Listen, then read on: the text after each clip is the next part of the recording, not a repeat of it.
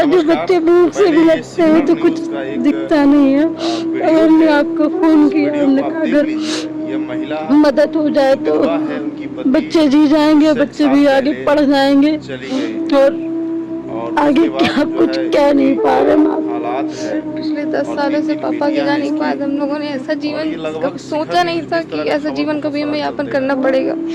पापा के जाने के बाद तो सर सारी परिस्थितियाँ ऐसे करवट बदल गई जैसे कभी सोचा ही नहीं था कि ऐसा भी कभी जीवन जीना पड़ेगा हमको। घर की आर्थिक स्थिति, मानसिक स्थिति, यहाँ की सभी की शारीरिक स्थिति सभी तरह से स्थितियाँ बहुत खराब चल रही हैं सर। प्रतापगढ़ से फतेहपुर लगभग 200 किलोमीटर हम रास्ता तय करके इस मजबूर परिवार के पास आज पहुंचने का निर्णय लिया, क्योंकि किसी दर्द को सहन करने की एक सीमा होती है। हालांकि परिवार जो है हमें 6 महीना पहले से ही रोज कॉल करता था, रोज मैसेज करता था और अपना दुख बताता था, लेकिन हम प्रतापगढ़ जहाँ से मैं बिलोंग करता हूँ, जहाँ से हम रहते हैं, वहाँ से फतेहपुर 200 किलोमीटर यानी काफ़ी लंबा रास्ता पड़ जाने के कारण मैं नहीं आया। लेकिन आज किसी दाता दानी ने एक ऐसा हमको एक संसाधन उपलब्ध कराया जो आज हमें इनके घर तक आने में आसानी हुई। और ये परिवार जो दिन रात शिक्षा और भूख से लगातार लड़ रहा है, लेकिन इस 4 दीवारी के अंदर किसको बताए, किसको अपना समझे। वो अगर किसी को अपना समझ रहा था तो वो शिखर न्यूज नेटवर्क चैनल की टीम को अपना समझ रहा था, उन्हीं से अपनी व्यथा बता रहा था।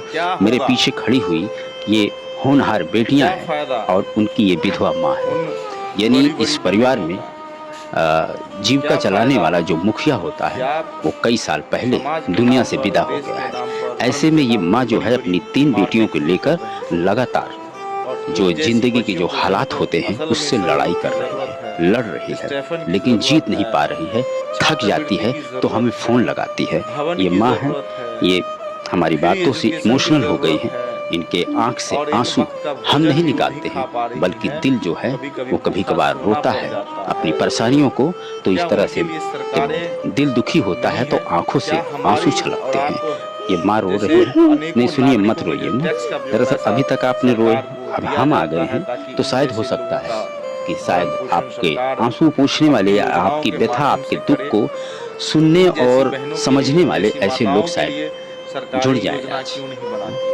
तो आप मेरा ये माँ जो है, इनका जो जिंदगी जीने के लिए, एक एक दिन जीने के लिए जिस चीज की आवश्यकता पड़ती है वो है भोजन, वो है भूख।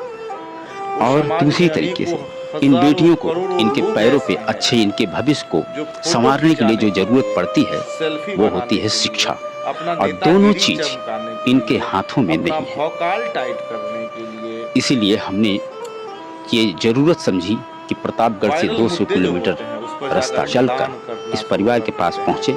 शायद हो सके कि इनका भगवान जो है वो हमें आदेश किया हो, और उसी भगवान के कहने से इस परिवार की पीड़ा को समझने और उसका निस्तारण करने की एक छोटी सी कोशिश हम कर सकते हैं। अब देखना ये है कि भगवान क्या देता है। ये माता जी, क्या नाम है आपका? कांचा सिंह। पहले तो हम ये जानेंगे कि कितना दर्द है जीवन में कि जो कि हमें देखते ही आपके आंसू से छलक गया। कुछ बयां नहीं कर सकते, हम इतना परेशान है। ये मान लीजिए बच्चे जब रोते हैं एक एक रोटी के लिए कि मम्मी भूख लगी है तो कहाँ से दें इनको, क्या करें। मेहनत भी नहीं कर पाते, हमारी तबीयत नहीं सही रहती है।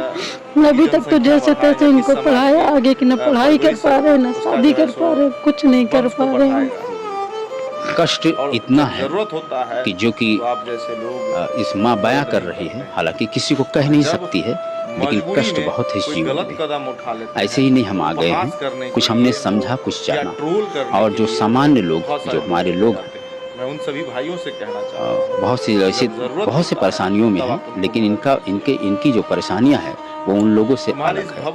ये बेटियां, ये माँ इनके पेट के लिए वो लड़ रही है, सोच रही है। तो ये बच्चे जो है अपने भविष्य के लिए, शिक्षा के लिए लगातार सोच रहे हैं और उससे लड़ रहे हैं कि कोई हो जो कि ठीक है, नमक रोटी खा लेंगे कैसे भी, लेकिन ये शिक्षा पाना चाहती हैं। इनकी जिद है कि मैं पढ़ लिख कर, हालांकि जो मैं पिता के चले जाने के बाद जो जिंदगियां मैंने जी है, शायद हो सके आगे चल के मैं वो जिंदगी न जीऊं और न किसी को जीने दूं। इसी चीज को पाने के लिए ये शिक्षा ग्रहण करना चाहती है, शिक्षा।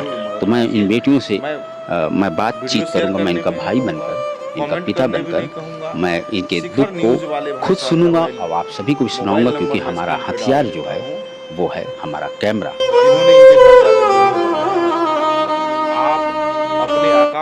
जो बच्चे भूख से भी लगते हैं तो कुछ दिखता नहीं है, तब हमने आपको फोन किया, अगर मदद हो जाए तो बच्चे जी जाएंगे, बच्चे भी आगे पढ़ जाएंगे। उन लोगों से और आगे क्या कुछ कह नहीं पा रहे कि आप जाइए। 10 सालों से पापा के जाने के बाद हम लोगों ने ऐसा जीवन सोचा नहीं था कि ऐसा जीवन कभी हमें यापन करना पड़ेगा। पापा के जाने के बाद तो सर सारी परिस्थितियाँ ऐसे